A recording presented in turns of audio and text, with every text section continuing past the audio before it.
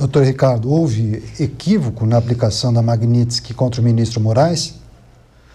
Bom, primeiro que essa é uma legislação norte-americana, provavelmente mais apropriada para fazer uma análise seriam professores e a corte daquele país, né?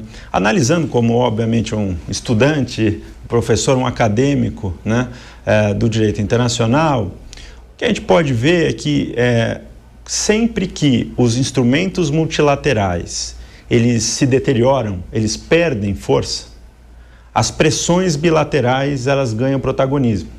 E o que a gente observou nos últimos 10 anos foi uma deterioração dos sistemas multilaterais, o que faz com que se abra um vácuo e se permita que sistemas bilaterais ou até unilaterais, né, passem a ter um protagonismo no relacionamento entre os países.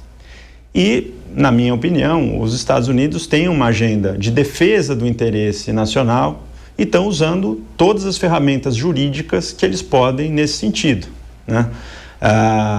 Me parece que a lei, um pouco indo também ao encontro do professor Gustavo, me parece que a lei Magnitsky, ela foi feita para situações talvez mais extremas do que aquela que nós estamos vendo com a perspectiva brasileira da questão.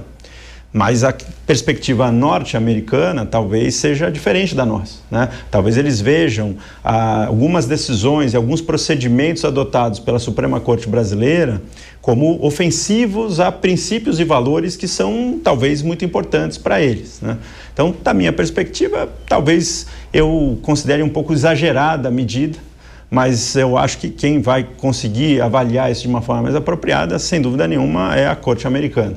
Pois é, vou passar a palavra para o doutor Gustavo, que provavelmente fará um complemento às análises feitas pelos nossos colegas. E aí eu ia pedir, na sequência, doutor, se o senhor puder trazer aquela reflexão feita pelo senhor acerca da dificuldade, do desafio que as instituições financeiras radicadas aqui no Brasil têm a partir de agora com essas decisões antagônicas.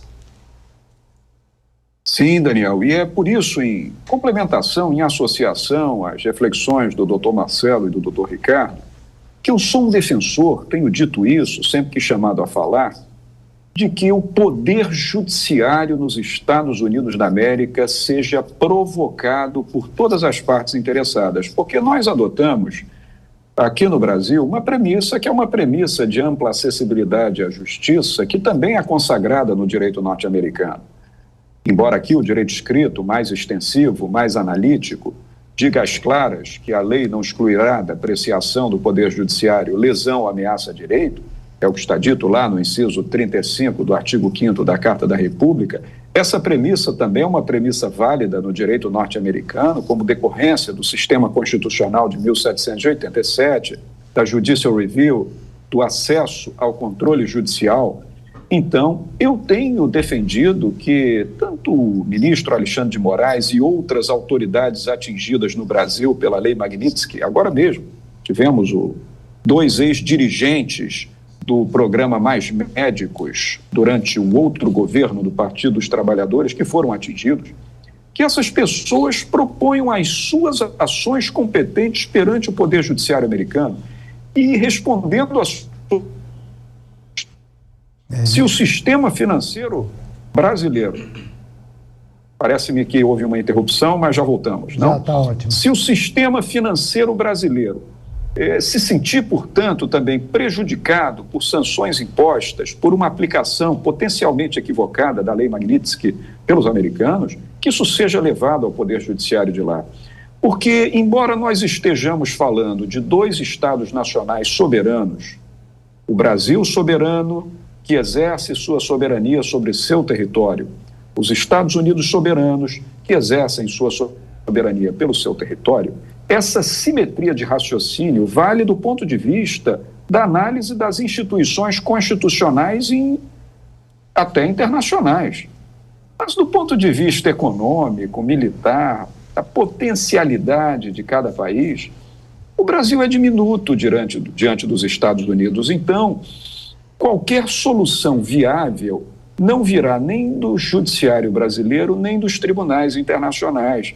Tanto que o ministro Dino disse hoje, fez uma observação esclarecendo o que ele mesmo decidira e dizendo: as decisões de tribunais internacionais têm aplicação imediata dentro do território brasileiro, e tem mesmo, sobretudo, claro, quando o Brasil é parte nesses tratados internacionais que instituem esses tribunais internacionais. Mas não são os tribunais internacionais que vão resolver, nem o Poder Judiciário do Brasil.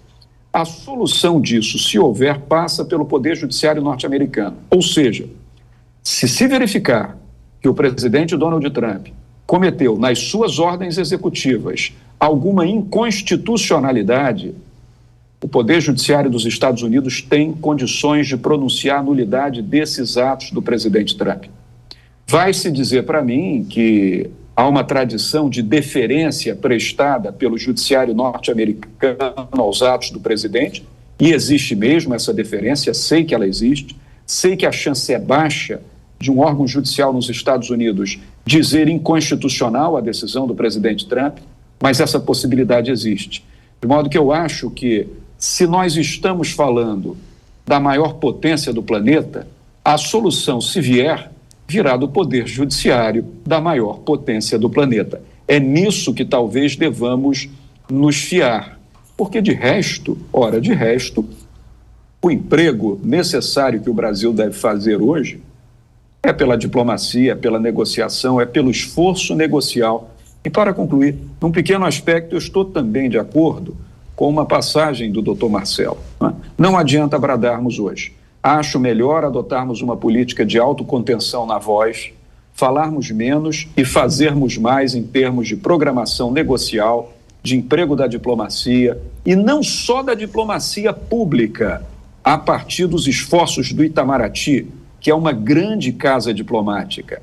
Nós temos que contar também com os esforços das instituições privadas no Brasil, através de suas grandes confederações e federações, como a FEBRABAN, a CNSEG e tantas outras, que essas instituições invistam perante o capitalismo americano, perante as forças econômicas americanas, a demonstrar que esse tipo de ruído também está causando prejuízo à economia norte-americana e que, portanto, é de interesse de setores econômicos norte-americanos, como aconteceu no caso do tarifaço, pressionar o governo dos Estados Unidos para que o governo recue.